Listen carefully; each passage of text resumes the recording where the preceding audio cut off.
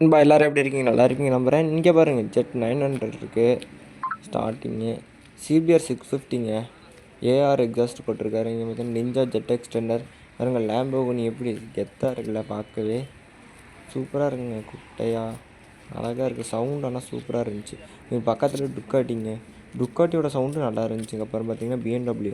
அப்படியே இந்த லைனை பாருங்களேன். புதுசாக நம்ம சேனலுக்கு வந்தீங்கன்னா மறக்காமல் சப்ஸ்கிரைப் பண்ணிடுங்க. இப்போ டேட்டோனா 675 சூப்பராக இருக்கும். வண்டி பார்க்கவே நல்லா இருக்குது. அப்படியே இதை பாருங்கள். அப்படியே இங்கே பார்த்தீங்கன்னா டுக்காட்டி பேன்லின் V4S இருக்குது. பக்கத்தில் அயபுசா ZX 10R BMW S1000RR இது ரெண்டுமே ஒரே மாதிரி ஒரே மாடலுங்க. ஏக்ரோபோவிக் எக்ஸாஸ்ட் போட்டிருக்கு. Full system exhaust. அப்படியே இந்த லைனை பாருங்கள், நல்லாயிருக்கு. இங்கே பாருங்கள், இது GXR 1000 பக்கத்தில் ஜெட் 800 நிற்குது. அப்படியே டேட்டோனா நிற்கிது. அப்படியே வாங்க நம்ம அடுத்த வண்டிக்கு போனோம்.